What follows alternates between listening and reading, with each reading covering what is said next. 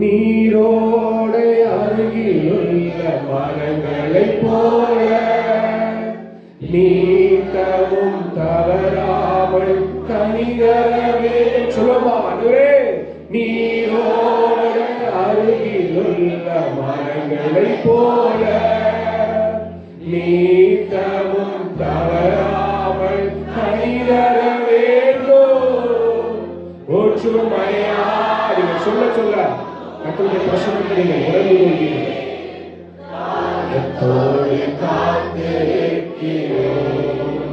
ஒற்றுமையா உம் அக்கினியை தாகத்தோடு காத்திருக்கிறோம்,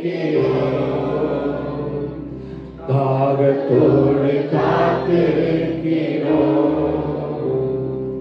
எங்களை அதிகமாய் நேசிக்கிற எங்கள் அன்பின் பரலோக பிதாவே, இந்த அருமையான இந்த ஆசீர்வதிக்கப்பட்ட நல்ல இந்த கால வேளையில, இந்த மார்ச் மாதத்தின் முதல் ஓய்வு நாளிலே அன்றுவரே இந்த கிழமங்கலம் பகுதியிலே உடைய வார்த்தை கொடுக்கும்படியாக இந்த நாளை நீ தெரிந்து கொண்டதற்காக உங்களுக்கு நன்றி செலுத்துகிறேன். வந்தவர்கள் ஒவ்வொருவரையும் பேர் பேராய் ஆசீர்வதிங்கப்பா. வந்தவர்கள் வந்த வெள்ளமாய் அல்லாதபடி ஒரு தேவ சமாதானத்தோடு கூட கடந்து போவார்களாக. அப்பா, ஆவியின் கனி உடையவர்களாய் கடந்து போவர்களாக.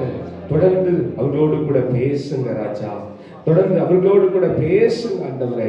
பேசுவது நான் அல்ல, பேசுவது நான் அல்ல, ஆவியானவர் என்னை மறைத்து நீர் வெளிப்படுவீராக. அடியின் பிரயோஜனமுள்ள ஊழியன் அடியை மறைத்து நீர் வெளிப்படும்படியாக இந்த நேரத்தில் நான் தாழ்த்துகிறேன், வெறுமையாக்குகிறேன். இயேசுவின் இன்ப நாமத்தில் பிதாவே, ஆமென். ஆமென். உட்கார்ந்து கொள்வோம். ஆண்டவரும் உலக ரட்சகருமான இயேசு கிறிஸ்துவின் இனிதான நாமத்தில் உங்கள் ஒவ்வொருவருக்கும் இந்த காலங்களிலே என் அன்பின் வாழ்த்துதலை அற்புத விசுவாச ஊழியர்கள் மிராக்கிள் ஃபெய்த் மினிஸ்ட்ரி மூலமாக அன்போடு தெரிவித்துக் கொள்கிறேன். இந்த நாளை கூட அதுக்கு வாய்ப்பு கொடுத்த பாஸ்டர்களுக்காகவும் அந்த குடும்பங்களுக்காகவும் நான் மனதார நன்றி ஏறெடுக்கிறேன். சந்தோஷமா இருக்கிறவங்க அழகிய சொல்லுங்க பார்ப்போம். ரொம்ப சந்தோஷமா இருக்கிறீங்க. இந்த வசனம் எதுல வருது?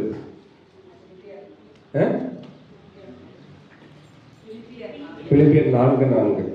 எப்பவுமே நம்ம கர்த்தருக்குள்ள சந்தோஷமா இருக்கணும். நான் அப்பப்போ அந்த இதை கேட்பேன்.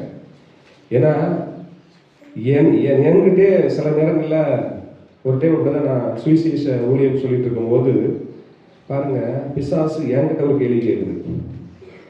அப்போ நம்ம எதுக்கும் ஆயத்தமா இருக்கணும். நம்ம ஊழியக்காரனா கூட நம்ம ரொம்ப பெர்ஃபெக்ட் இல்லை. சில நேரத்தில் ஞாபகம் மறதி வரும், சில நேரங்கள்ல இருக்கும் இல்லையா?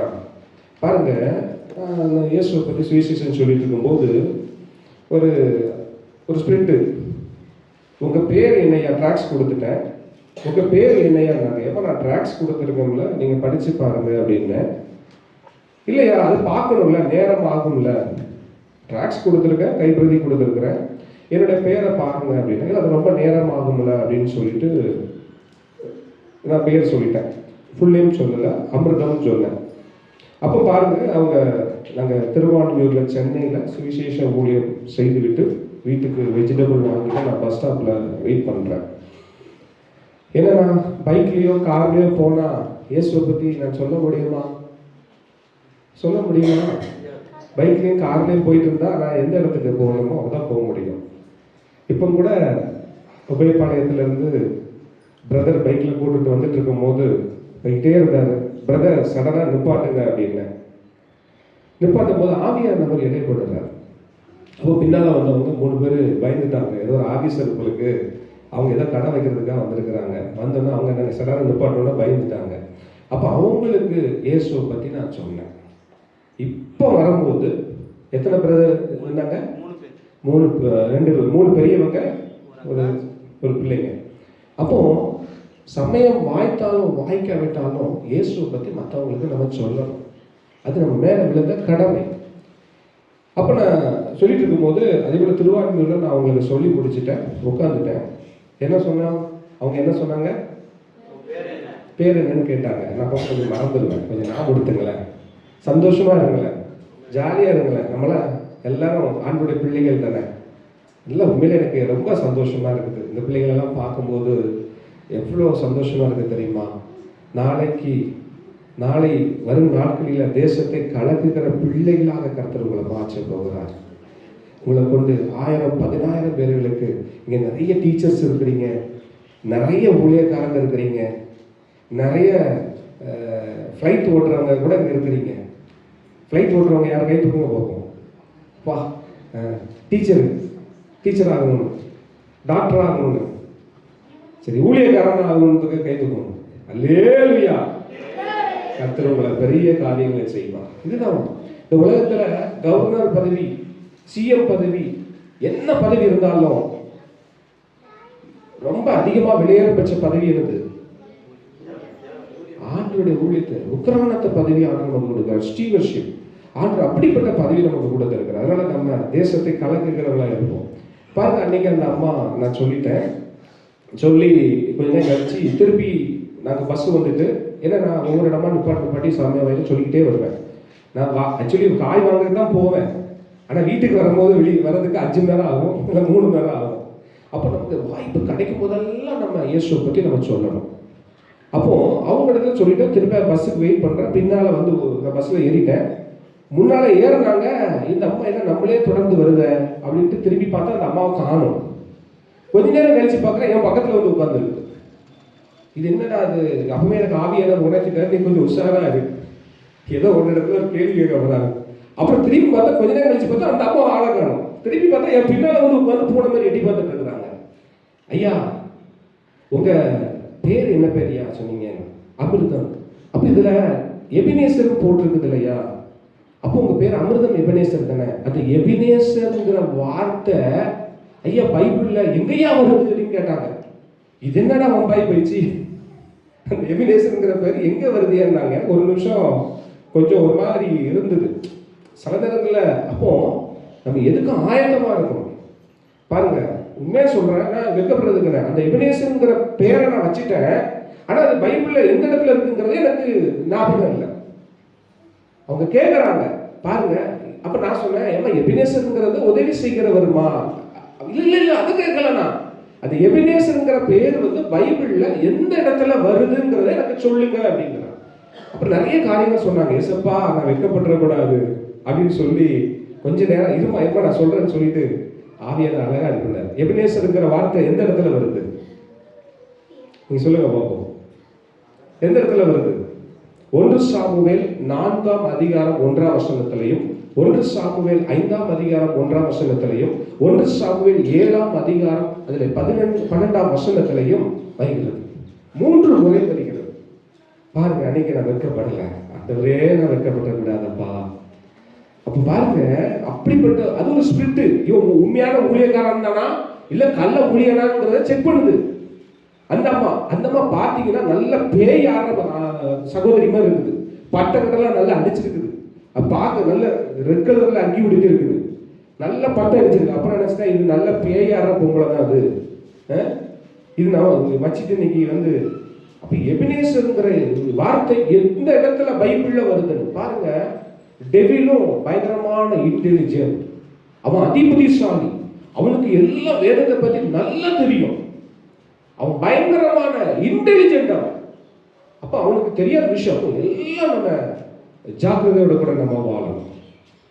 இன்னைக்கு இந்த மார்ச் மாதத்துல முதல் இந்த நாளிலே ஆண்டவரிடத்துல நான் செபித்து, ஆண்டவரை என்ன வார்த்தைகள் பிள்ளைகளுக்கு கொடுக்க வேண்டும் என்று சொல்லும் போது ஆண்டவர் என்னோட அழகா இடைப்பட்டார். இன்னைக்கு நம்மளுடைய வாழ்க்கையிலே மனம் திரும்புதல் என்பது மிக மிக அவசியம்.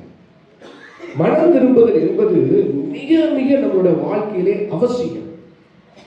மத்தேயு 3ஆம் அதிகாரம் 8ஆம் வசனத்தை நாம் எடுத்து வாசிக்க கேட்போம்.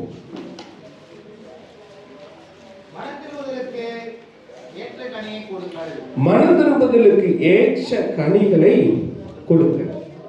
அன்று என்னோட கூட பேசும்போது மனம் திரும்புதலுக்கு ஏற்ற கனிகளை கொடுங்க. இன்னைக்கு மனம் திரும்புதல் என்பது சபையில இருக்கிற முதலாவது நமக்குள்ள வரணும். அடுத்து நம்மளுடைய அந்த மனம் திரும்புதல் நம்ம உள்ளத்துக்குள்ள வந்துட்டா ஆட்டோமேட்டிக்கா மற்றவங்களுடைய வாழ்க்கையிலே அது உண்டாயிரும். மனம் திரும்புதல் என்பது ஏதோ பாவத்திலிருந்து மனம் திரும்புதல் அல்ல, ஏதோ எனக்கு ஒரு காரியத்தை ரொம்ப பிடிச்சிருக்குது, அந்த காரியத்தை விடுற அந்த மனம் திரும்புதல் அல்ல. மனம் திரும்புதல் என்பது நம்ம ஒரு பாவத்திலிருந்து விடுதலை பெற வேண்டும், அதுவும் மனம் திரும்புதல் தான். பரிசுத்தமா வாழணும், ஆண்டுக்கு பிரியமில்லாத காரியத்தை செய்யக்கூடாது, அதுவும் மனம் திரும்புதல். அதை விட ஆண்டவர் நமக்கு என்ன கட்டளை கொடுத்திருக்கிறார், அவருடைய வார்த்தைக்கு நம்ம கீழ்ப்படுகிறோமா, சத்தியத்தை கேட்டு அவருடைய வசனத்தை கேட்டு அதன்படி ஒவ்வொரு நாளும் அனுதினமும் நடக்கிறோமா என்பதுதான் நம்ம மனம் திரும்புதல். அப்போ முடிவு பரியந்தமும் நிலைநிற்பவனே ரட்சிக்கப்படுவோம். முடிவு பரியந்தம். இந்த உலகத்துல நமக்கு போராட்டம் உண்டு, இந்த உலகத்துல நமக்கு உபத்திரம் உண்டு. ஆண்டவராகிய இயேசு கிறிஸ்து, நல்ல கவனிங்க, ஆண்டவராகிய இயேசு கிறிஸ்து 40 நாள் உபவாசம் செய்ததுக்கு பிறகு அவர் பலவீனமா இருக்கிறாருங்கிறத அறிந்து பிசாசம் அவரை சோதிக்க வந்தானா? எத்தனை முறை சோதிக்க வந்தான்? 3 முறை. அப்படிப்பட்ட ஒரு தேவ மனிதனையே சோதிக்கும்படி வந்த பிசாசனவன் நம்மள சோதிக்க மாட்டானா? சோதிக்க மாட்டானா? சோதிப்பான். அப்போ நீங்க தெளிந்த புத்தியுள்ளவர்களாக இருந்து சத்தியத்தை, சத்தியமான வார்த்தையை நீங்கள் கேட்டு நீங்கள் விசுவாசிக்கும் போது கர்த்தர் உங்களை விடுதலை ஆக்குவார். யோவான் 8ஆம் அதிகாரம் 32ஆம் வசனத்திலே பார்க்கிறோம், சத்தியத்தை அறிவீர்கள், சத்தியம் உங்களை விடுதலை ஆக்கும். நல்ல கவனிங்க எனக்கு அன்பானவர்களே, மத்தேயு 3ஆம் அதிகாரம் 8ஆம் வசனத்திலே அந்த வார்த்தை வருது. லூக்கா 3ஆம் அதிகாரம் 8, 9 அந்த வசனத்திலே அந்த வார்த்தைகள் வருகிறது. திரும்ப நம்ம அந்த வசனத்தை நம்ம வாசிப்போம். மத்தேயு 3ஆம் அதிகாரம் 8, 9, 10.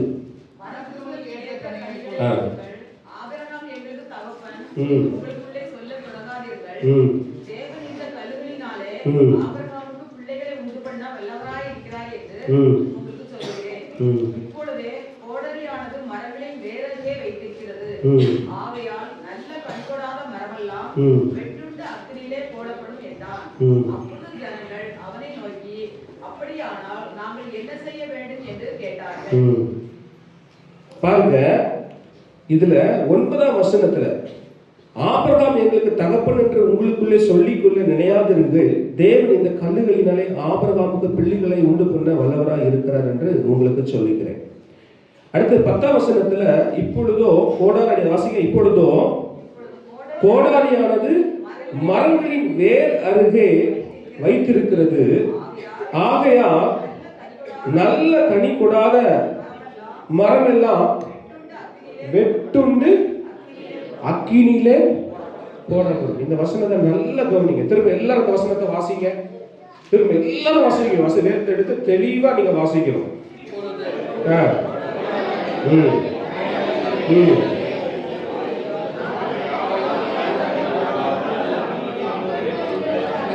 அப்போ நல்ல கனி கொடாத மரம் எல்லாம் என்ன ஆகுமா? வெட்டுண்டு அக்கினியிலே போடப்படும். அப்போ நல்ல மரமாக நம்ம வளரணும். நல்ல நிலத்தில் விழுந்த விதை 30, 60, 100 பலன் கொடுக்கிறது. விதையை குறித்து ஒரு ஊமையை குறித்து அவருடைய சீஷர்களுக்கு ஆண்டவராகிய இயேசு கிறிஸ்து சொன்னார். அது நம்ம படிக்கணும், நிறைய வார்த்தைகள் இருக்கு. அப்ப நல்ல நிலத்தில் விழுந்த விதையாக நம்ம ஒவ்வொருவரும் பலன் இருக்கிறவர்களாக இருக்க வேண்டும். இன்னைக்கு மனம் திரும்புதல் பாத்தீங்கன்னா நம்முடைய வாழ்க்கையில, நம்மளோட தனிப்பட்ட வாழ்க்கையிலே நம்ம ஒவ்வொருவருக்கும் அந்த மனம் திரும்புதல் வந்துட்டா நம்ம நினைப்பதற்கும் வேண்டிக் கொள்வதற்கும் அதிகமாக நம்ம வாழ்க்கையில அவர் கிரியை செய்ய முடியும். எபேசியர் 3ஆம் அதிகாரம் 20ஆம் வசனத்திலே பார்க்கிறோம், நீங்கள் வேண்டிக் கொள்கிறதற்கும் நீங்கள் நினைப்பதற்கும் மிக மிக அதிகமாய் கிரியை செய்கிறதாய் இந்த சர்வ வல்லவராய் அவர் இருக்கிறார். நல்ல கவனிங்க எனக்கு அன்பானவர்களே, உங்களுக்கு என்ன தேவை என்பதை ஜெபிப்பதற்கு முன்னதாகவே உங்க பரமபிதா அறிந்திருக்கிறாரா இல்லையா? உங்களுக்கு என்ன தேவை என்பதை நீங்க ஜெபிப்பதற்கு முன்னதாகவே அறிந்திருக்கிறார். இன்னைக்கு நம்ம பாருங்க, நம்ம இருதயத்துக்குள்ள சும்மா நமக்காகவே ஜெபிச்சுட்டு இருப்போம். இன்னைக்கு சபைக்குள்ள வந்தா ஆண்டவர் இன்னைக்கு எனக்கு என்ன பேசுவாரு, என் பிள்ளைகளுக்கு என்ன பேசுவாரு, என்னை குறிச்சு என்ன பண்ணுவார், இப்படி நம்ம நினைச்சு சபைக்குள்ள நமக்காகவே நம்ம ஜெபித்து வாழ்ந்து கொண்டு இருக்கிறோம். ஒரு அப்பாவுக்கு தெரியாதா ஒரு பிள்ளைக்கு எதை கொடுக்கணும், எதை கொடுக்கணும் கூடாதுங்கிறது அவருக்கு தெரியாதா? ஆண்டவர் நம்முடைய வாழ்க்கையில பெரிய காரியங்களை செய்ய அவர் வல்லவராய் இருக்கிறார். அன்பு சகோதரியே, உன் வாழ்க்கையில நீ எத்தனையோ நாட்கள் உன் இருதயத்துக்குள்ள துக்கப்பட்டிருக்கிற, ஆவியானவர் என்னோடு கூட இடைப்படுகிறார். நீ எத்தனையோ நாட்கள் உன் இருதயத்துக்குள்ள கலங்கி கொண்டிருந்தேன்னு சொல்லி எனக்கு ஆவியானவர் என்னோடு கூட இடைப்பட்டு கொண்டிருக்கிறார். நீ ஏன் கலங்கி கொண்டிருக்கிற? நீ ஏன் நாலு செவத்துக்குள்ள அழுது கொண்டிருக்கிற? உன்னுடைய கண்ணீரை நான் காண்கிறேன் என்று கர்த்தர் சொல்லுகிறார். தீர்க்க தரிசனமாய் நான் சொல்லுகிறேன் என்று அன்று ஆகாருடைய அங்கலாய்ப்பை கண்ட தேவன் இன்று உன்னுடைய அங்கலாய்ப்பை காண்கிறார். நீ ஏன் அழுது கொண்டிருக்கிறாய்? நாளைய தினத்தை குறித்து ஏன் கவலைப்பட்டுக் கொண்டிருக்கிறாய்? உன் கண்ணீரை நான் காண்கிறேன். உன் உறவுகள் உன் கண்ணீரை பார்க்க முடியாது. உன் தாய், உன் தகப்பன், ஒரு ஊழியக்காரனுடைய கண்ணீரை பார்க்க முடியாது. நான் உன் கண்ணீரை காண்கிறேன். நீ ஏன் தனிமையை அழுது கொண்டிருக்கிறாய்?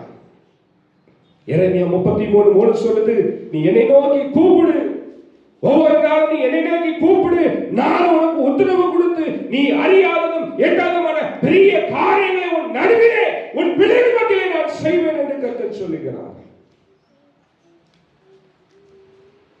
கர்த்தர் உங்களை வாளாக்காமல் தலையாக்குவார், கீழாகாமல் மேலாவார். நீ தனிமையில இல்ல, நான் உன்னோடு கூட இருக்கிறேன் என்று கர்த்தர் சொல்லுகிறார். நீ அழுத நாட்கள் போதும், உன் துக்க நாட்கள் முடிந்து போகும் என்று கர்த்தர் சொல்லுகிறார். நம்ம ஜெபிப்பதற்கு முன்னதாக நம்முடைய எல்லா தேவைகளும் தேவன் அறிந்திருக்கிறார்.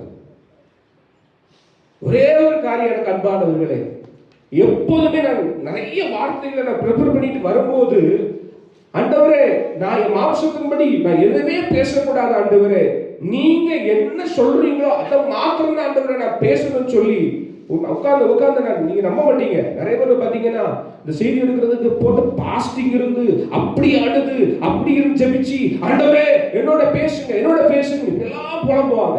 ஒரே ஒரு வார்த்தை அழுதுருவாங்க முழங்கால் போட்டு, அப்பா நான் ஒண்ணுமே இல்லப்பா, நான் குப்பா ஆண்டவரே, உங்க சமூகத்துல நிற்பதற்கு தகுதியே இல்லாதவரே, உங்களுடைய பிள்ளைகளுக்கு உங்களுடைய வார்த்தை கொடுப்பதற்கு தகுதியே இல்லாதவரே, என்னோட பேசுங்கப்பான்னு சொல்லி அம்பள தாழ்த்திடுறேன். அப்படியே தாழ்த்தும் போது மனம் திரும்புதலுக்கு ஏற்ற கனிகளை கொடுங்கன்னு சொல்லி இந்த வார்த்தையோட நீ பேசு. நீங்க மனம் திரும்புதல்னா என்ன சொல்லுங்க? ஏதோ நம்ம சுத்தமா வாழ்ந்து ஏதோ சபைக்கு வந்து காணியை கொடுத்து இப்படி ஓடுவதல்ல. அதுக்கு விரும்புகிற காரியம் என்ன தெரியுமா? இந்த உலகம் 2026 ஆண்டுகள் ஆகியோ என் ஜனங்கள் அறியாம இருக்கிறாங்க, என் ஜனங்கள் மனம் திரும்பாம இருக்கிறாங்க. திரும்ப சொல்லுகிறேன் எனக்கு அன்பானவர்களே, எத்தனையோ வார்த்தைகளை நீங்க கேட்டிருக்கலாம், எத்தனையோ பெரிய பெரிய ஊழியக்காரர்களுடைய செய்திகளை கேட்டிருக்கலாம். அதனால என் வாழ்க்கையில ஒரு மனம் திரும்புதல் இல்ல அப்படின்னு நினைக்கிறீங்களா? இது ஒப்புக்கொடுங்க. ஆண்டவரே, வாழ்வது ஒரு வாழ்க்கை ஆண்டவரே, வாழ்வது ஒரு வாழ்க்கை ஆண்டவரே.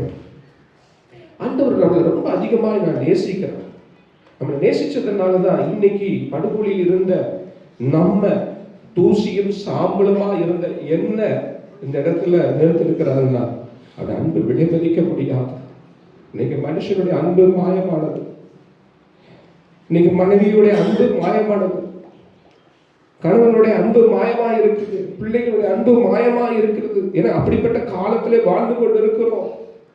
ஊழியக்காரங்களுடைய அன்பு மாயமா இருக்கிற காலத்திலே வாழ்ந்து கொண்டு இருக்கிறோம். ஆனால் இயேசுடைய அன்பு மாறாது. என் அன்பு சகோதரியே, என் அன்பு தாய், என் அன்பு சகோதரனே, ஆண்டவருடைய அன்பு என்றுமே மாறாது. நீங்க உங்க வாழ்க்கையை ஒப்புக்கொடுங்க. ஆண்டவரே, என் வாழ்க்கைக்குள்ள ஒரு மனம் திரும்புதல் உண்டாகணும். 2026 ஆண்டுகள் ஆகியும் இன்னும் என் தேசம் என் ஆண்டவரை அறியாமல் இருக்கிறதே. சுவிசேஷத்திற்காக நான் யாரை அனுப்புவேன்? தேசம் எங்கும் காடுகள் ஜனங்களை மோதிக் கொண்டிருக்கிறது. எனக்காக நான் யாரை அனுப்புவேன் என்று அவர் வேண்டிக் கொண்டிருக்கிறார். அனுப்பு மிகுதி, வேலையாட்களோ கொஞ்சம். இன்னைக்கு நமக்காக செபித்து ஏதோ இயேசு இடத்துல வந்தா அவர் ஒரு மிராக்கிள் மேனாவை பார்த்து பழகிட்டோம். நமக்குள்ள ஒரு மன திரும்புதல் உண்டாகணும். நம்ம மூலியமாக, நம்ம சபை மூலியமாக ஒரு எழுப்புதல் தீ பற்றி தேசம் பரவ வேண்டும். சுற்றிலும் இருக்கிற கிளம்பத்தில் இருக்கிற எல்லா ஜனங்களும் ஆண்டுடைய சமூகத்திலே வர வேண்டும். அனுதினமும் சபையிலே ஜனங்கள் சேர்க்கப்பட வேண்டும். அதற்காக நம்ம அதிகமாய் செபிக்க வேண்டும். அவருடைய வார்த்தை நம்ம சொல்ல வேண்டும். நீங்க நிறைய பேர் தப்பா நிறைய இன்னைக்கு செழிப்பின் உபதேசத்தை பார்க்கிறோம். ஐயா, இயேசுவிடத்துல வாங்க உங்களுக்கு வீடு கிடைக்கும், இயேசுவிடத்துல வாங்க உங்களுக்கு கார் கிடைக்கும், பைக் கிடைக்கும், தங்கம் கிடைக்கும். எப்பா, இயேசுவிடத்துல வந்தா சமாதானம் கிடைக்கும் சொல்லி என்னைக்கா நம்ம சொல்லியிருக்கிறோமா? இயேசுவிடத்துல வந்தா சமாதானம் கிடைக்கும் என்று சொல்லியிருக்கிறோமா? மத்தேயு 7ஆம் அதிகாரம் 7ஆம் வசனத்திலே பார்க்கிறோம், கொடுங்கள். பாத்தீங்களா, நான் சொல்றது அப்படி நீங்க சொல்றீங்களா?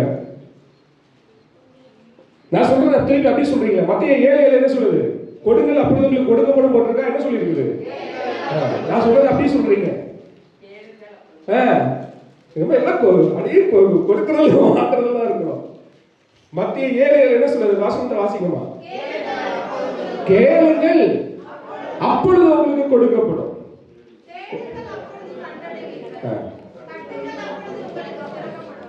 ஆமே, கேளுங்கள் அப்பொழுது உங்களுக்கு கொடுக்கப்படும்.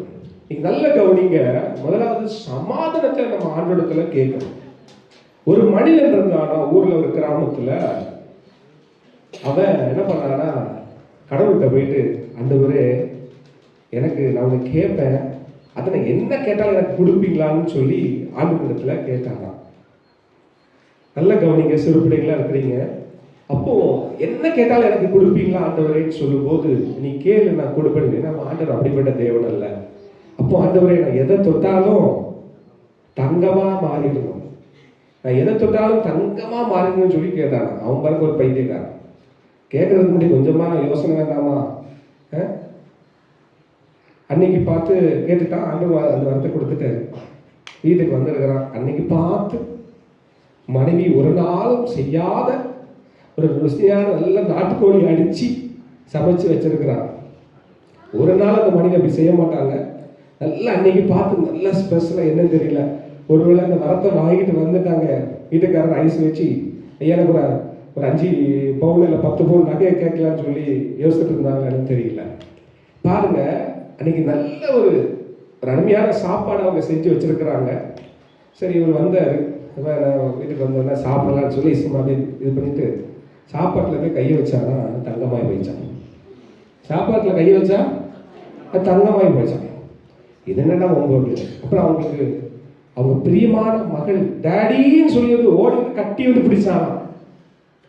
அன்பான பிள்ளை தங்கமா போயிட்டான்.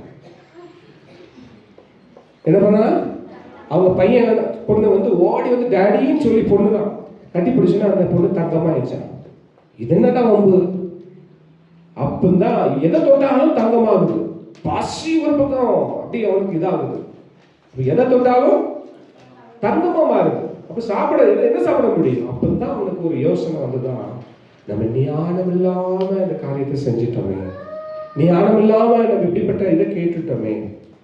நல்ல கவனி எனக்கு அன்பானவர்களே, ஒரு காரியத்தை நம்ம பெறுவதற்கு முன்பதாக ஞானம் ரொம்ப முக்கியம். நீதிமொழிகள் 2:6 சொல்லுது, கர்த்தரும் ஞானத்தை தருகிறார், அவருடைய வாயிலிருந்து அறிவும் புத்தியும் வரும். பிரசங்கி 10:10 சொல்லுது, இருப்பு ஆயுதம் மழுங்கலா இருக்க அதை ஒருவன் தீட்டாமல் போனால் அதிக பலத்தை பிரயோகப்படுத்த வேண்டியதாக இருக்கும். ஆகையால் ஒரு காரியத்தை செவ்வையாய் செய்வதற்கு, முழுமையாய் செய்வதற்கு ஞானமே பிரதானம் என்று பிரசங்கில அழகாய் சொல்கிறார். அப்போ ஒரு காரியத்தை நம்ம பெறுவதற்கு ஞானம் ரொம்ப முக்கியம். அப்போ ஆண்டவரே, என் வாழ்க்கையில நீங்க என்ன தெரிந்து கொண்டீங்க, என் வாழ்க்கையில என்ன ரட்சிப்புக்குள்ள நடத்தி வந்திருக்கிறீங்க, ஒரு நல்ல அழகான சபையை எங்களுக்கு கொடுத்திருக்கிறீங்கப்பா, எங்களுக்கு நல்ல சுகத்தையும் பலத்தையும் கொடுத்திருக்கிறீங்க. அன்று கொரோனா காலத்துல எத்தனையோ பேர் மறைந்துட்டாங்க, ஆனால் உடைய கிருபையினால என்ன நீங்க நடத்தி இந்த நாளுடைய வார்த்தையை கேட்கும்படியாக நீங்க தெரிந்து கொண்டீங்களே சொல்லி தேவனை நீங்க ஒவ்வொரு நாளும் மகிமைப்படுத்த வேண்டும். அப்போ ஆண்டவர் விரும்புகிற காரியம் என்ன? அப்போ ஆண்டவர் ஒவ்வொரு நாளும் ஆண்டவர் நமக்கு சொல்றாரு, என் அன்பு மகனே, என் அன்பு மகளே. மத்தேயு 28ஆம் அதிகாரம் 18, 19, 20 நம்ம வாசிக்கும் போது ஆண்டவர் சொல்ற எல்லாரும் தெரிந்த வசனம் என்ன சொல்றாரு? மத்தேயு 28ல 18, 19, 20 எடுத்து வாசிங்க.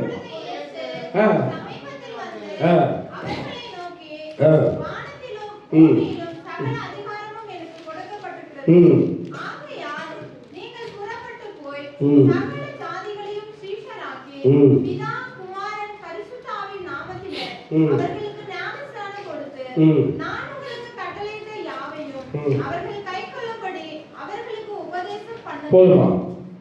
ஆண்டு நமக்கு வார்த்தை கொடுத்திருக்கிறார். நம்ம புறப்பட்டு போய் நம்ம ஆண்டுடைய வார்த்தையை நம்ம சொல்லுகிறோமா? இன்னைக்கு மனசாட்சி தொட்டு நீங்க சொல்லுங்க, இன்னைக்கு யாராவது புதிய ஆத்மாக்கள் இந்த சபைக்கு வந்திருக்கிறீங்களா? அந்த கை தூக்குங்க பார்ப்போம். இன்னைக்கு இந்த மார்ச் 1ஆம் தேதி இந்த சபைக்கு, எப்ப சபைக்கு, செந்திநகர் கேளமங்கலம் சபைக்கு இன்னைக்கு ஒரு புதிய ஆத்மாக்கள் வந்திருக்கிறாங்கன்னு சொல்றவங்க கரத்தை உயர்த்துங்க பார்ப்போம். எவ்வளவு ஒரு வேதனைக்குரிய காரியம் எனக்கு அன்பானவர்களே. நான் போகக்கூடிய சபை சென்னையிலே கோடப்பாக்கம் ஐயா சாம் சகோதரி அவர்கள். அந்த சபையில் நான் ஒரு அங்கத்தினராக இருக்கிறேன். அவங்க அடிக்கடி திருப்பத்தூரில் கூட மீட்டிங் போடுவாங்க, பார்த்துருப்பீங்க. உபாசஜன் மோகன் சீலாசன் சொன்ன, ஜிபிஎஸ் ராபின்சன், வின்சென்ட் சில்வராஜி, எபினேசர் ஐயா அங்கே அந்த மீட்டிங்லாம் நடத்துவாங்க. அங்கே தான் பைபிள் காலேஜில் நான் படித்தேன். அந்த இடத்துல நான் ஒரு நாள் போகும்போது எங்கள் சபையில் ஒரு போர்டு வச்சுருப்பாங்க. கைத்துக்கு இன்னைக்கு புதுசாக வந்தவங்கெல்லாம் எழுந்திரிச்சு நில்லுங்கம்பாங்க. எவ்வளோ ஒரு சந்தோஷமாக இருக்கும் தெரியுமா? எப்படி பார்த்தாலும் அந்த சபையில் 5000 பேர் ஒரு சர்வீஸ்க்கு வருவாங்க. 6 சர்வீஸ் நடக்கும். 5000 பேர் ஒரு சர்வீஸ்க்கு வராங்க, 6 சர்வீஸ் நடக்கும். ஒவ்வொரு சர்வீஸ்லையும் குறைஞ்சபட்சம் ஒரு 10 பேரா நின்று கையை உயர்த்துவாங்க. இதுதான் சரியான சபை வழி நடத்தப்படுகிறது. எனக்கு அன்பானவர்களே, சமயம் வாய்த்தாலும் வாய்க்காவிட்டாலும் நம்ம ஆண்டவருடைய வார்த்தைக்கு கீழ்ப்படியணும். மனம் திரும்புதல் என்பது, ஒரு முழுமையான மனம் திரும்புதல் என்பது ஆண்டவருடைய வார்த்தைக்கு நம்ம முழுமையாக சர்வாங்க தகனபலியாக ஒப்பு கொடுத்து கீழ்ப்படியும் போதுதான் ஆண்டவர் நம்மளை வாளாக்காமல் தலையாக்குவார், நம்மளை கீழாகாமல் மேலாக்குவார். இன்னைக்கு சபையில செழிப்பினோட உபதேசத்தை சொல்லி சொல்லி சொல்லி ஊழியக்காரங்க வந்து கடிந்து கொண்டு சொல்லும் போது அந்த வார்த்தையை நீங்க கேட்கணும். அந்த பாரம் அவங்களுக்கு தான் உண்டு. ஊழியக்காரங்க சொல்லும் போது ஊழியக்காரங்களுக்கு தான் அவ்வளவு பாரம் இருக்கும். நீங்க சபையில நீ ஆசீர்வாதமாக இருப்பாய், உன் துக்க நாட்கள் சந்தோஷமா. இப்ப ஆசீர்வாதத்தை சொல்லி சொல்லியே ஏச்சு 28ஆம் உபாகம் 28ஆம் அதிகாரத்துல 14ஆம் வசனத்துல ஃபர்ஸ்ட் எதை குறிக்குது? எதை குறிக்குது? இல்லம்மா, அது வாசிக்க வேண்டாம். உபாகம் 28:14 ஃபர்ஸ்ட் 14 என்ன சொல்லுது? ஆசீர்வாதத்தை குறிக்குது. அடுத்த 14 சாபத்தை குறிக்குது. நீங்க இந்த சாபத்துல நீ போகையிலும் சபிக்கப்பட்டிருப்பாய், வருகையிலும் சபிக்கப்பட்டிருப்பாய் சொன்னா மூஞ்சி எப்படி நமக்கு ஆயிருக்கு? ஆயிருமா இல்லையா? இந்த சிரிக்கீங்க. நீ போகையிலும் சபிக்கப்பட்டிருப்பாய், என்னடா அடுத்த அந்த சபைக்கே வரக்கூடாது சொல்லுமா? சொல்ல மாட்டான். நீ வருகையிலும் ஆசீர்வதிக்கப்பட்டிருப்பாய், நீ போகையிலும் ஆசீர்வதிக்கப்பட்டிருப்பாய் அப்படின்னு சொன்னா நமக்கு சந்தோஷமா இருக்கும். ஆண்டுடைய ஆமா, லேட்டா வந்தா கூட அவனை கத்துறாங்க. நல்ல கவனமா இருங்க அன்பானவர்களே. நம்மளுடைய வாழ்க்கையில மன திரும்புதல் உண்டாகும். பாஸ்டர் சொல்லும்போது எனக்கு ஒரு ஞாபகம் வருது. இன்னைக்கு சபை எத்தனை மணிக்கு ஆரம்பிக்குது? சபை எத்தனை மணிக்கு ஆரம்பிக்குது? 8 மணிக்கு ஆரம்பிக்குதுன்னா நம்ம சபைக்குள்ள எத்தனை மணிக்கு வரோம்? நான் கேட்கிறேன், ஒரு ஃப்ளைட்டை பிடிக்க போறீங்க, ஒரு ட்ரெயினை பிடிக்க போறீங்க, ஒரு ஃப்ளைட்டை பிடிக்க போறீங்க, ஒரு ட்ரெயினை பிடிக்க போறீங்கன்னா 8 மணிக்கு ட்ரெயின்னா நீங்க 8:30 மணிக்கு ஆடி அசைஞ்சி எப்படி நல்ல வீட்டில் நல்லா இது பண்ணிட்டு நல்ல காலையில் சாப்பாடு நல்லா சாப்பிட்டு 8:30 மணிக்கு ட்ரெயின் இருந்தா ராசா கொஞ்ச நேரம் இரு நான் வந்துட்டு இருக்கிறேன்னு சொன்னா நிற்குமா? அது போயிட்டே இருக்கும். நான் ஒரு டைம் மட்டும் தான் எங்கள் வீட்டில் சொல்லுவான், நான் ஊழியத்துக்கு போகும்போது நான் எங்கேயா போகும்போது எங்க கொஞ்சம் பிஃபோராக போங்க, ஏன் கம்முன்னு இரு, நீ ஏன் போகிற, நான் தானே போகிறேன், நீ கம்முன்னு இருந்து சொல்லி அதை சில அதட்டுவேன். ஒரு நாள் எனக்கே அது ஆப்பா மாறிடுச்சு.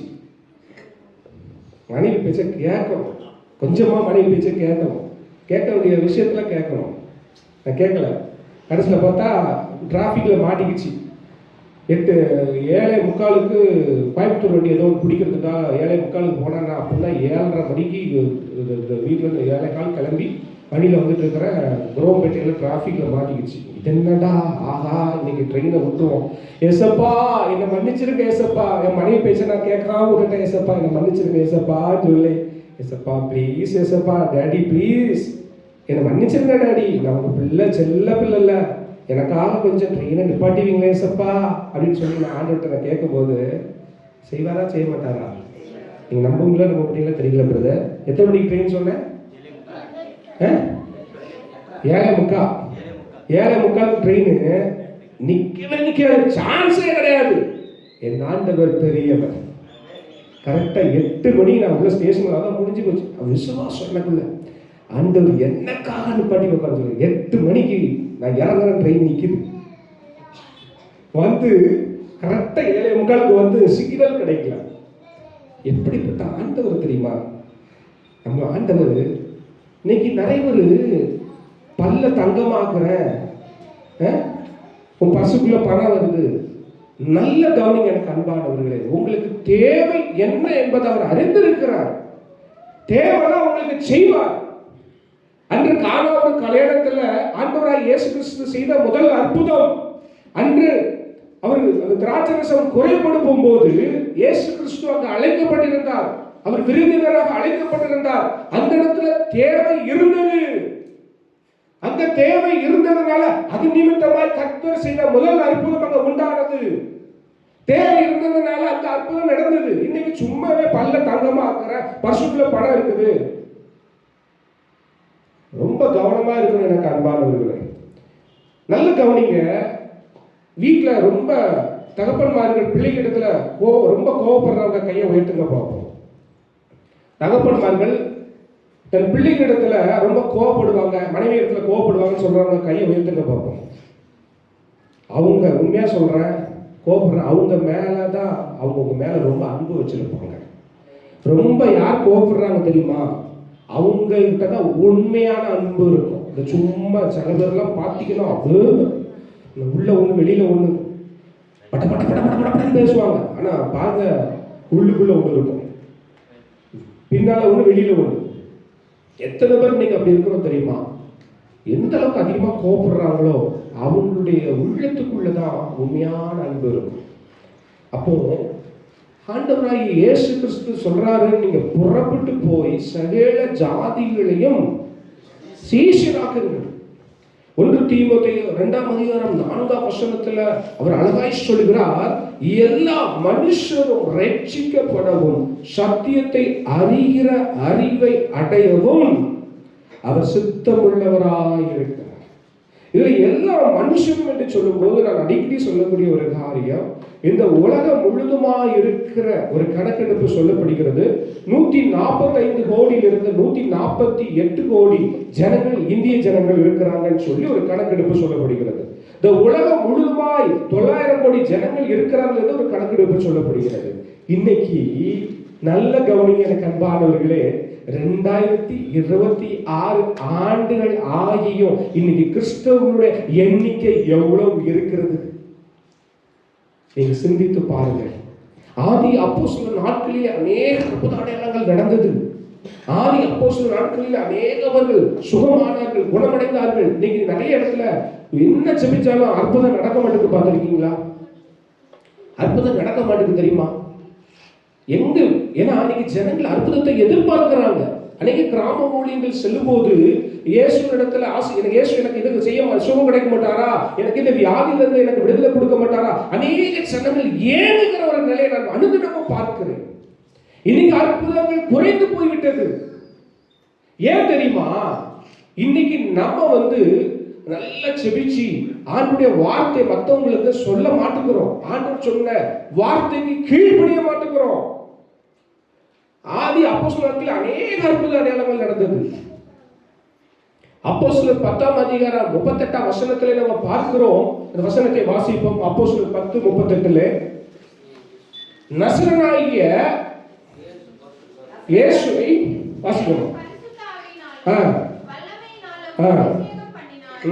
தேவன் அவருடனே கூட இருந்தபடியால் அவர் நன்மை செய்கிறவராய் பிசாசின் வல்லமையில் அகப்பட்ட யாவரையும் குணமாக்குகிறவராயும் சுற்றித் திரிந்தார். பாருங்க, ஆண்டவராகிய இயேசு கிறிஸ்து மேல பிதாவினுடைய அபிஷேகம் இருந்தது.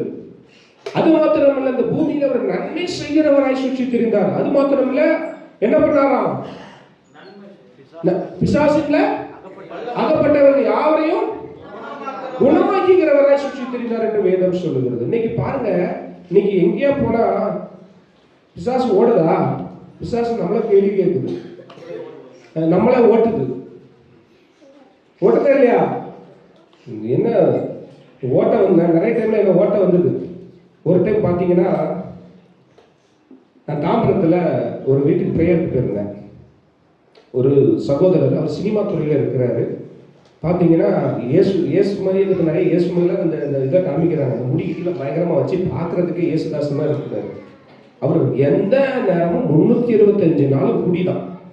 அவங்க அந்த சகோதரி பாருங்க, வேலைக்கே போகிறது கிடையாது. படம் தயார் பண்ணுற, ப்ரொடியூஷன் பண்ணுறேன்னு சொல்லிட்டு வீட்டுக்குள்ளே சும்மா உட்காந்துக்கிட்டு, அந்த சகோதரி ஒரு இன்சூரன்ஸ் கம்பெனியில் வேலை செஞ்சு ஒரு 40-50,000 சம்பளத்தை வாங்கி இது டெய்லி கொண்டு போய் குடிக்க கொடுத்துட்டு இருக்குது. நான் கேட்டேன், ஏமா அவர் தான் குடிக்கிறேன்னு ஏமா என்ன கொடுக்கலன்னா என்னை அடிக்கிறாரு, நார் நிறைய திட்டி தள்ளுறாரு, சமாதானம் கெட்டு போயிடுது, என்ன பண்ணுறதுன்னு தெரியல பிரதர், நான் என்ன பண்ணுறது தெரியல, கொடுத்துட்டேன்னு டெய்லி கண்ணீர் வடிக்கிறாங்க. அப்போ நான் ஒரு நாள் எங்கள் வீட்டுக்கு ஜெபிக்க வாங்க அப்படின்னு சொல்லும்போது நான் போனேன். நல்லா இருந்தார். வீட்டுக்குள்ளே போனப்போ நல்லா இருக்கீங்களா பிரதர், அந்த லைட்டாக ஸ்மெல் வந்தது. நல்லா இருக்கீங்களா அப்படின்னா, சரி உங்களுக்கு நான் ஜெபிக்கட்டுமா அப்படின்னேன். அப்படியா ஜெபிக்க போறீங்களா, சரி கொஞ்சம் வெயிட் பண்ணுங்க. நானும் மனுஷன் நல்ல முகத்தை கழுவிட்டு தான் வர போறேன்னு பார்த்தா, உள்ள போய் திருப்பி ஒரு பாட்டில் எடுத்து நல்லா ஊத்திட்டு வர்றாரு. நல்லா ஊத்திக்கிட்டு வந்து உட்கார்றாரு. உட்கார்ந்துக்கிட்டு மாட்டினாய், அன்னைக்கு ஒருத்தன் நல்லா மாட்டினா, இவன் ஓட்டுறானா நான் அவனை ஓட்டுறானான்னு பார்த்துருங்கிற மாதிரி வந்து உட்காந்துட்டு, சரி இது என்னடா நல்ல ட்ரிங்க்ஸ் ஃபுல்லாக ஊற்றிட்டு திருப்பி வந்து உட்காந்துட்டாரு. ஐயா ஜெபிக்கிட்டோமா அப்படின்னேன். சரி ஜெபிங்க அப்படின்னாரு. கொஞ்ச நேரம் அப்படியே ஜெபிங்கன்னு சொல்லிட்டு அவரோட கண்ணு வந்து ஒரு வித்தியாசமாக மாற ஆரம்பிச்சிச்சு. 2 கண்ணும் அப்படியே பயங்கரமாக மாற ஆரம்பிச்சிச்சு. நீ ஜெபிக்க போறியா, தொடர்ந்து ஜெபிக்க போறியா, லாங்குவேஜ் மாறுது. நீ தொடர்ந்து ஜெபிக்க போறியா? அவன் நான் ஜெபிக்க தான் போறேன். நீ என்ன தொற்றுவியா? நான் தொட தான் போறேன். என் மேல கை வச்சிருவியா? நான் வைப்பேன். நான் யாரும் தெரியுமா? நான் யாரும் தெரியுமா? திருப்பி கேட்குது. நீ யாரு அப்படின்னு. நான் பிசாசு. நான் பிசாசு. என் மேல நீ கை வச்சிருவியா? நான் வைப்பேன். நீ வச்சு பாரு பாருங்க. கண்ணு அப்படி பண்ணிக்கிட்டு, ஆனா ஒரு நிமிஷம் எனக்கு கொஞ்சம் சொல்றதால இருந்தது. ஆனாலும் நல்ல கவனிக்கணும் எனக்கு அன்பானவர்களே. பிசாசுகிட்ட போய் உன் பேர் என்ன, அது என்னெல்லாம் கேட்கக்கூடாது. இயேசுவின் நாமத்தில் அப்பொழுது இப்போ சாத்தனாது ஓடிடும். பார்த்தேன், இதுக்கு மேலே இருந்தேன். பைபிள் எடுத்து தலையில இயேசுவின் நாமத்தில் அப்பொழுது இப்போ சாத்தானே ஓட அப்படின்னு தொம்முன்னு கீழே விழுந்தாரு. அதோட சரி. அந்த அளவுக்கு, ஏன்னா சில நேரங்களில் அப்படிப்பட்ட சூழ்நிலைகளுக்குள்ளே நம்ம தள்ளப்படுவோம். கீழே விழுந்தாரு. கரெக்டா 20 நிமிஷம் கழிச்சு எந்திரிச்சு நின்று, ஐயா நம்ம ஏதாவது தப்பா பேசுனா என்னை மன்னிச்சிருங்க. அவரா பேசல, அவருக்குள்ள இருக்கிற அந்த ஸ்பிரிட் பேச வைக்குது. எனக்கு அன்பானவர்களே, ஆண்டவராய் இயேசு கிறிஸ்து இந்த பூமியில நன்மை செய்தது மாத்திரமல்ல, அநேக வியாதியில் இருந்தவர்களை சுகமாக்கும்படி சுற்றி தெரிந்தவராக இருந்தார். எனக்கு இந்த பூமியில நம்ம நன்மை செய்யறோமா? நீங்க எனக்கு என்ன பண்ணுவீங்களோ எனக்கு தெரியாது. எதை கொடுப்பீங்களோ, எதை விற்று நீங்கள் என்ன செய்வீங்களோ தெரியாது. எப்படியா ஆத்தமாகளை கூப்பிட்டு நீங்கள் இந்த கன்வென்ஷன் கூப்பிட்டு வந்துடணும். எதை கொடுப்பீங்களோ, எதை மயக்குவீங்களோ, என்ன செய்வீங்களோ எனக்கு தெரியாது. என்ன பாஸ்டர், இது உங்கள் மேலே விழுந்த கடமை. உண்மையாக நான் கூப்பிட்டுட்டு வருவேயா, எப்படியாவது நீங்கள் இயேசுட்ட கேளுங்க, இயேசப்பா எனக்கு ஒரு ஆத்மா கொடுங்கப்பா, இயேசப்பா எனக்கு 2 ஆத்மா. உண்மையாக நீங்கள் ஜோம் பண்ணிட்டு போங்க, இயேசப்பா உங்களுக்கு சுவிசேஷம் சொல்லி அவங்களை அழகாக கொண்டு வரதுக்கு லீட் பண்ணுறேன். இதில் யாரெல்லாம் பிரயாசப்படுறீங்க, புதிய ஆத்மாக்களை நான் கண்டிப்பாக கொண்டுட்டு வருவேன்னு சொல்கிறவங்க கையங்களை உயர்த்துங்க பார்ப்போம். வெட்கப்படக்கூடாது. இதில் இதெல்லாம் முடியாதுன்னு நினைக்கக்கூடாது.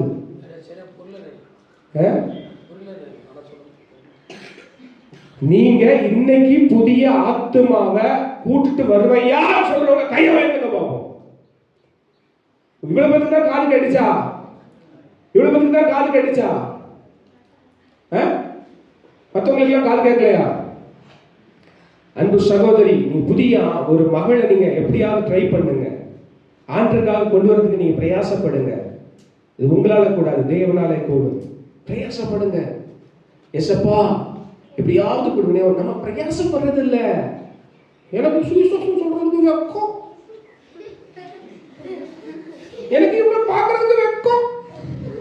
அப்படித்தானே இருக்கோம் நம்ம. எங்க சுவிசேஷம் சொன்னா எங்க அடிக்க வந்துடும். நீங்களாம் வெக்கப்படக்கூடாது சரிங்களா?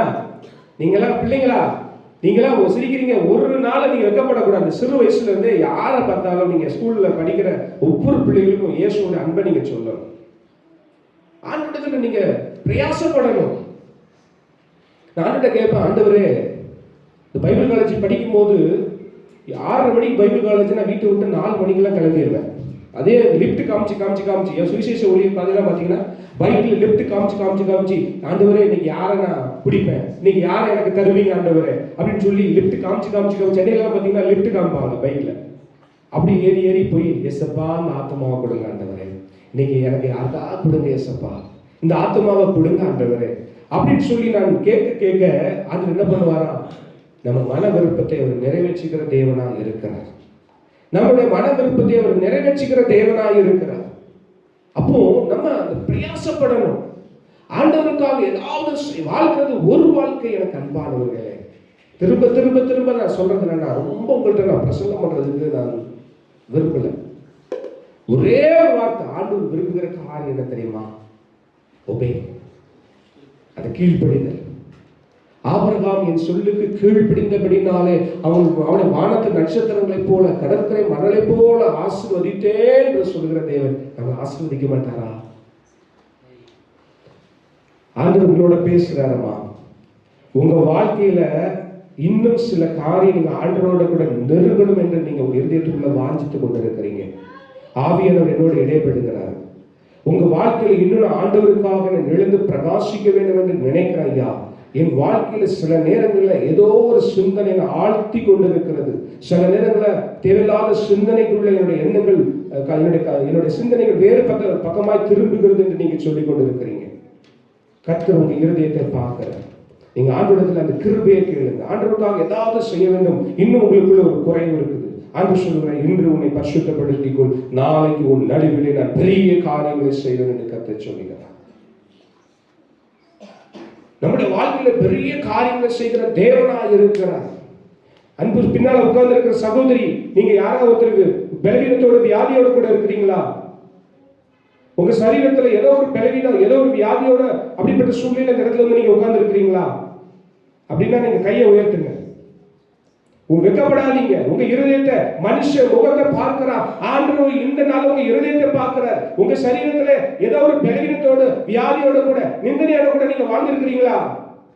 சொல்லுங்க கையை உயர்த்தி. நீங்க இயேசுவை கூப்பிடுங்க. எரேமியா 33:3 சொல்லுது, நீ என்னை நோக்கி கூப்பிடு, நீ என்னை நோக்கி கூப்பிடு, நான் உனக்கு உத்தரவு கொடுத்து நீ அறியாததும் எட்டாததுமான பெரிய காரியங்களை உன் நடுவிலே ஒரு பிள்ளையுடைய வாழ்க்கையில நான் செய்வேன். நான் கர்த்தர், நான் மாறாதவர் என்று கர்த்தர் சொல்லுகிறார். ஐயா, என் கணவர் குடிக்கு அடிமையா இருக்கிறாரு. ஐயா, நான் கடன் பிரச்சனையோட கூட வாழ்ந்துட்டு இருக்கிறேன். என் கணவருக்குள்ள ஒரு ரகசிய உறவு இருக்கிறது. என் கணவருக்குள்ள ஒரு அடிமைத்தனத்தின் ஆவி இருக்கிறதுன்னு சொல்லி ஒருவேளை இந்த இடத்துல நீங்க இருப்பீர்களானால், நான் கையை தூக்க, எனக்கு ஆண்டு உணர்த்துறாரு, நான் எப்படி பேசணுங்கிறத எனக்கு ஆண்டு கொடுத்திருக்கிறார். அப்படிப்பட்டவர்கள் இந்த இடத்துல நீங்க இருப்பீர்களானால் நீங்க இயேசுவை உங்க வாழ்க்கையில நீங்க கூப்பிடுங்க.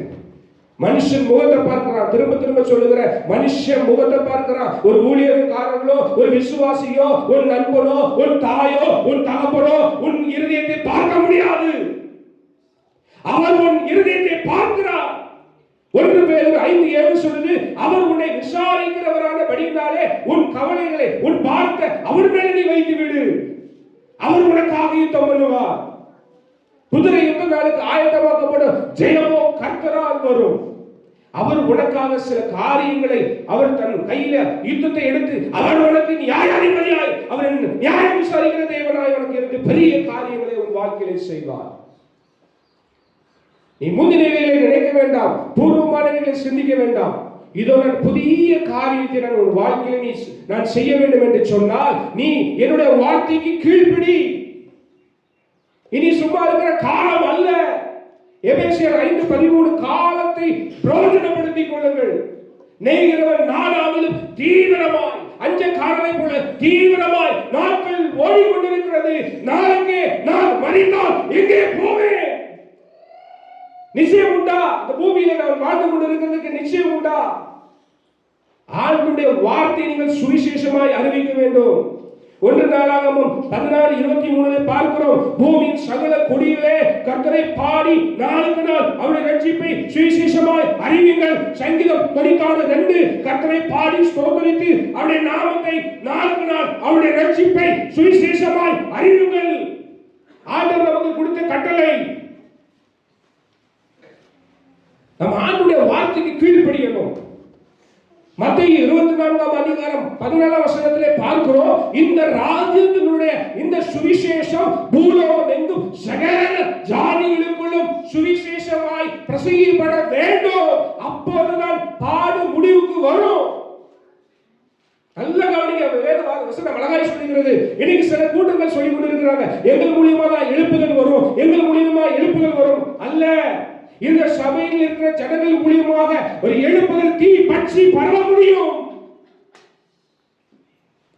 இந்த ராஜ்யத்தினுடைய இந்த சுவிசேஷம் பூலோகம் எங்கும் உள்ள சகல ஜாதிகளுக்கும் சாட்சியாக பிரசங்கிக்கப்பட வேண்டும். இந்து, முஸ்லிம், கிறிஸ்டின் பிரிச்சு பார்க்கல, சகல ஜாதிகள் என்று சொல்லும் போது எல்லாரும் ஒரே சமமா இருக்கிறாங்க. எல்லாத்துக்கும் சுவிசேஷம் அறிவிக்கப்படணும். இல்லைன்னா பாடு முடிவுக்கு வராது.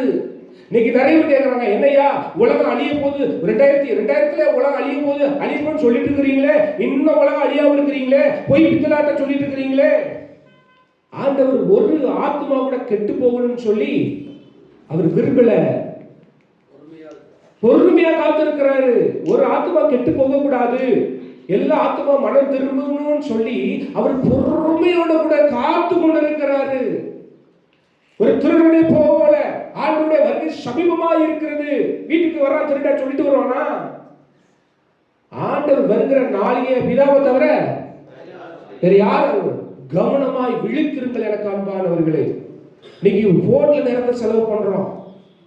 நிறைய பேச முடியும், டைம் இல்லை. நீங்க பாஸ்டர் சொன்னாங்க, 5 நிமிஷம் ஆயிடுச்சு. என்ன பாஸ்டர் அதார போகணும், நிறைய சொல்ல முடியும். நான் ஒரே ஒரு வார்த்தை சொல்றேன், the humble request. இந்த கிழமைகளை இந்த சபையினுடைய உங்களை பார்த்து நான் தாழ்மையா நான் கேட்கிறேன் எனக்கு அன்பானவர்களே, கர்த்தருக்கு சித்தமான அடுத்த வரும்போது அந்த சபை நிரம்பி வெளியணும். இன்னும் பாஸ்டர் நான் சொல்றேன், இன்னும் சிரமமான இடத்தை கர்த்தர் ஒரு 5000 பேர் உட்கார்ந்து அமரக்கூடிய இடத்தை சீக்கிரமாய் சபை கர்த்தர் உங்களுக்கு கொடுப்பாரு பாஸ்டர். நான் சொல்றேமா, 5000 பேர் உட்கார்ந்து அளவு இது பண்ணக்கூடிய வருஷம் 6 சர்வீஸ் நடக்கிற மாதிரி தேவன் அப்படிப்பட்ட கிருபைகளை வரும் நாட்களிலே உங்கள் ஒவ்வொருவருக்கும் கர்த்தர் கொடுக்கட்டும். நான் சொல்றேன், ஆசீர்வதிக்கிறேன். ஏதாவது செய்யணும் ஆண்டவருக்காக. வாழ்வது ஒரு வாழ்க்கை. என் சாட்சிகளை நிறைய சொல்ல முடியும். கர்த்தர் உங்களை எடுத்து பயன்படுத்துவார். நான் ஒரு சின்ன சாட்சி சொல்லி முடிக்கிறேன். நான் ட்ரெயின்ல போயிட்டு இருக்கும்போது, எப்படி இருந்துட்டு இருக்கிறேன், ஆவியானவர் என்னோட இடைப்படுறாரு. இந்த சகோதரிட்ட போய் நீ பேசுன்னு சொல்றாரு. நான் அப்போ மனசுக்குள்ள, எசப்பா நீங்க பேச சொல்றீங்களா அப்படின்னு சொன்னோன்னா, நான் ஜபிக்கிறதுக்குள்ள அந்த சகோதரி ட்ரெயினை விட்டு இறங்கிட்டாங்க. என் மற்றவங்க என்ன சொல்லுவான், என்னையா அவங்க பைத்தியமா, தெரியாத பொண்ணுகிட்ட போய் நீ பேசுனா எப்படி நான் பேசுவேன் அப்படிதான் நம்ம சொல்லுவோம். ஆனா அந்த நேரத்துல ஆண்டவருடைய வார்த்தைக்கு கீழ்ப்படிச்சேன். அப்ப ஜோம் பண்ற அந்த சகோதரி இறங்கிட்டாங்க. ட்ரெயின் எடுத்துட்டான். நான் ஜோமணி பார்க்கறதுக்குள்ள ட்ரெயின் எடுத்துட்டான். அப்ப என்ன நினைப்போம், அவ்வளவுதான் போலுக்கு அப்படிதான் நினைப்போம். ஆனா பாருங்க, எனக்குள்ள ஒரு ஃபெய்த், ஆண்டவரே எனக்கு சித்தமானால் அடுத்த ஸ்டேஷன்ல நான் இறங்கி ரிட்டன் நான் திருப்பி வரேன். ஆண்டவரே ஆண்டவருடைய வார்த்தைக்கு கீழ்ப்படுகிறேன். இருப்பாங்களா? அடுத்தது ட்ரெயின் வரணும், ரிட்டன் வந்து ட்ரெயின்ல ஏறி 20 நிமிஷம் கழிச்சு இந்த ஸ்டேஷனுக்கு வரல. அந்த சகோதரி இருப்பாங்களா? சொல்லுங்களேன் வாய் திறந்து. இருக்க மாட்டாங்கல்ல. ஆனால் எனக்குள்ள ஒரு விசுவாசம் பாருங்க. விசா சொல்றான், தேவையில்லாத வேலை நேரத்தை போட்டு சும்மா இது பண்ணிட்டு இருக்கிறிய, பிரம்ம உனக்குள்ள பிரம்ம அப்படின்னு சொல்லி இல்லை. ஆவியானவர் உணர்த்தினா கண்டிப்பா அது நிச்சயமா ஆண்டு காரணம் இல்லாமல் இறக்க மாட்டான்னு சொல்லி பண்ணும்போது அந்த சகோதரி இல்லை நிஜமாவே.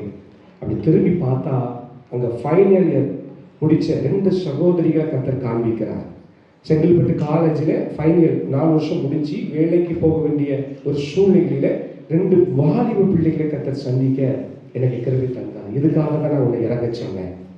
நேரம் அந்த சகோதரி கிட்டத்துல போனேன். ஒரு பொண்ணு பேரு பிங்கி, ஒரு பொண்ணு பேரு குமுதா. இது உண்மை சாட்சி, இது கட்டுக்கதை அல்ல. போனேன், நேரம் போனேன். அந்த பிங்கிங்கிற பொண்ணு குமுதா மடியில் படுத்து தேம்பி அழுதுட்டு இருக்கிறான். நேரம் போனேன். ஆண்டவர்களை நேசிக்கிறாருமா. Man proposes, God disposes. உன்னுடைய நினைவுகள் அல்ல. 45 நிமிஷம் நான் பேசி ஆண்டுடைய வார்த்தை கொடுக்க அவர் தேம்பி அழுதார். அவள் சொன்ன ஒரு காரியம் என் இருதயத்தை உடைத்தது. அவள் சொன்ன காரியம் என்ன தெரியுமா? எனக்கு அப்பா கிடையாது, நான் ஒரு இந்து குடும்பத்தை சேர்ந்த மகள், ஆண்டுக்குள்ளே வந்துட்டேன், ஞானஸ்நானம் நான் எடுத்துட்டேன். இன்னைக்கு என் அப்பா இல்லாதனால எங்கள் அம்மா தான் வீட்டு வேலை பார்த்து என்னை படிக்க வச்சாங்க. ஆனால் இன்னைக்கு பாருங்க, ஒரு பையன் என்னை விரும்புகிறான். இன்னைக்கு அப்பா இல்லைன்னு தெரிஞ்சுக்கிட்டு அவன் என்ன பண்ணுறான், இன்னைக்கு ராத்திரியோட வா, நம்ம ஓடி போயிடலாம், நீ வரலன்னா நான் தற்கொலை பண்ணிட்டு ஓம் பேரை எழுதி வச்சிருவேன்னு சொல்லி பிளாக்மெயில் பண்ணுறான். பாருங்க பிசாசின் தந்திரம் பாருங்க. அன்னைக்கு அந்த மகள் சொன்ன ஒரு காரியம், நான் ஆண்டவரோடு கூட இருக்கிறேன், என் தாய் பல கனவுகளோடு கூட அவள் வாழ்ந்து கொண்டு இருக்கிறா, என் தாய் பல கனவுகளோடு கூட வாழ்ந்து கொண்டு இருக்கிறாங்க. நான் போய் தான் என் குடும்பத்தை, நான் வேலைக்கு போய் என் குடும்பத்தை நான் நடத்தணும், என்னோட திருமண காரியங்களை நான் பார்க்க வேண்டும்.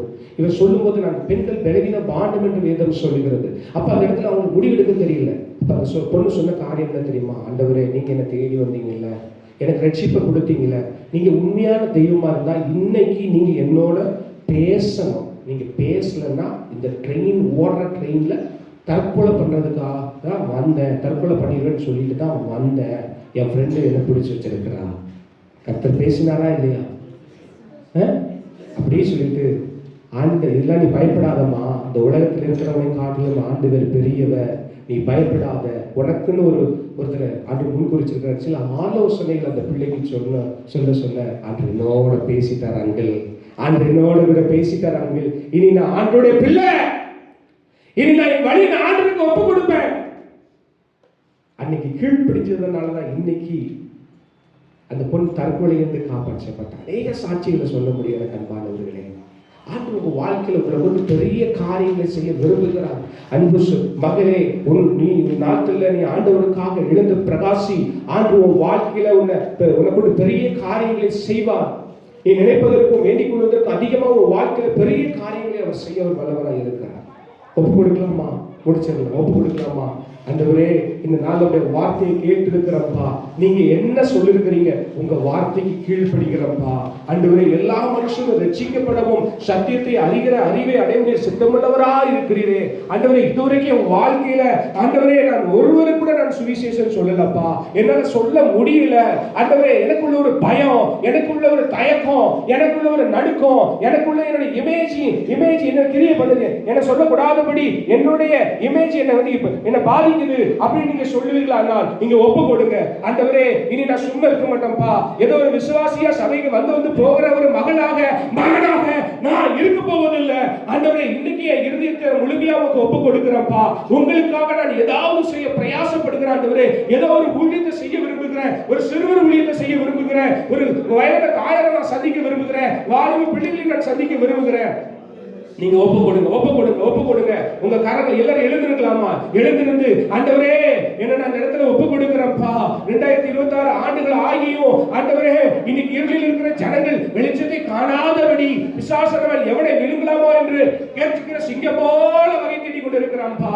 ஆண்டவரே, எங்களுக்கு கிருபை தாங்க, அந்த சுவிசேஷத்தை அறிவிக்கக்கூடிய கிருபையை தாங்க. ஆண்டவரே, காஸ்பல் அறிவிக்கக்கூடிய கிருபையை தாங்கப்பா. ஆவியின் வரங்களினால இந்த கால வேளையில என்னை அபிஷேகம் சொல்லுங்க, அபிஷேகத்தை ஊற்றுங்கப்பா.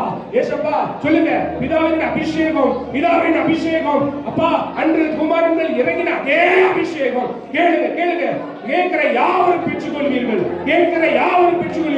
கேளுங்கள், உங்கள் சந்தோஷம், உங்கள் சமாதானம் நிறைவாய் பெற்றுக்கொள்வீர்கள். யோவான் 14:24 சொல்லுது, கேளுங்கள், அப்பொழுது உங்கள் சமாதானம், உங்கள் சந்தோஷம் நிறைவாய் இருக்கும்படி பெற்றுக்கொள்வீர்கள். கேளுங்கள், புதிய அபிஷேகம் எல்லாம் கொஞ்ச நேரம் அபிஷேகத்துல கொஞ்ச நேரம் ஆண்டவரை பலப்படுத்துங்கப்பா. கொஞ்ச நேரம் பலப்படுத்துங்க. யாவரும் ஒரு புதிய அபிஷேகத்தை பெற்றுக்கொள்ளு. எழும்பு, சீக்கிரம் வருவதே. நீ எழும்பு, நீ மாத்திரம் எழும்பு. எனக்காக நீ எழும்பு. நான் உன்னை கொண்டு செய்யும் காரியம் பயங்கரமாய் இருக்கும். நீங்க ஒப்பு கொடுங்க. கர்த்தர் இந்த நாளிலே உங்களை அபிஷேகிக்க விரும்புகிறார்.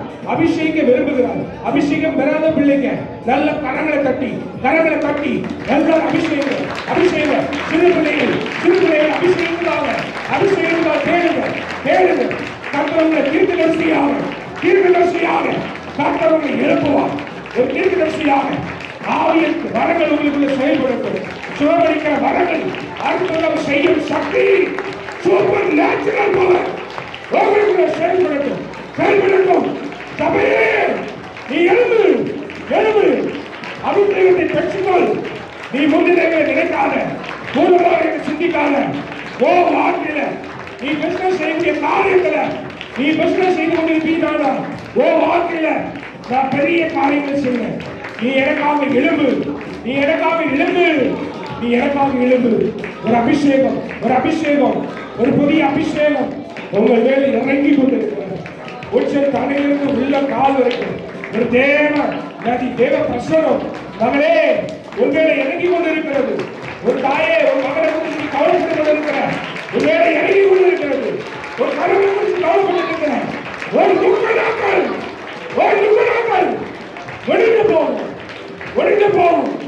ஒழிந்து போகும் கர்த்தர் சொல்லுகிறார். அப்பாவுடைய பிள்ளைகளை நீர் ஆசீர்வதித்ததற்காக உமக்கு நன்றி செலுத்துகிறேன். உங்களுடைய பிள்ளைகளை நீர் அபிஷேகித்ததற்காக உமக்கு நன்றி செலுத்துகிறேன். நீ பெரிய காரியங்களை செய்வப்பா. பிதா குமாரன் பரிசுத்த நாமத்தினாலே ஆசீர்வதிக்கிறேன். விசேஷமா இந்த சபையை நாங்கள் ஆசீர்வதிக்கிறோம். எல்லா கரங்களை நீட்டி பாஸ்டருக்காக எல்லாரும் கரங்களை நீட்டி அப்பா எங்களுக்கு கொடுத்த நல்ல சபைக்காக நல்ல ஊழியக்காரர்களுக்காக நாங்கள் துதிக்கிறோம் ஆண்டவரே. அவளை நாங்கள் ஒருமனப்பட்டு ஆசீர்வதிக்கிறோம் ஆண்டவரே. எல்லாம் கரத்தை உயர்த்தி ஆண்டவரே எங்க ஊழியக்காரரை ஆசீர்வதிங்கப்பா.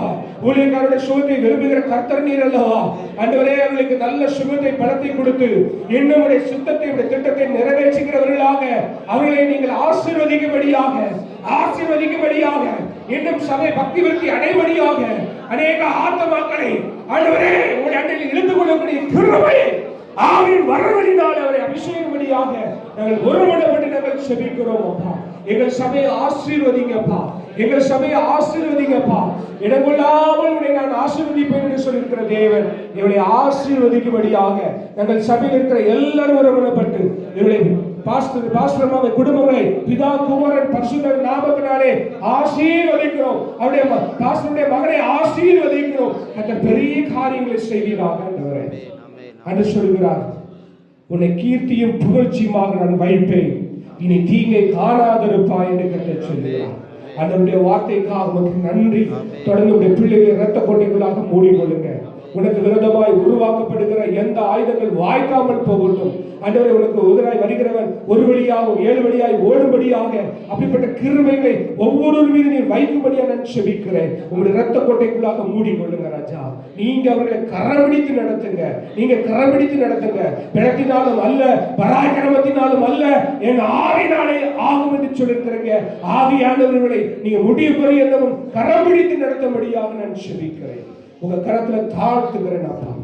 அடியின் பிரயோஜனம் உள்ள ஊழியம் அடியை மறைத்து நீர் வெளிப்படும். எல்லா துதிகளும் மகிமை புகழும் மீட்பர் ஒருவருக்கே நான் செலுத்துகிறேன். இயேசு என்ப நாமத்தில் பிதாவே, ஆமென்.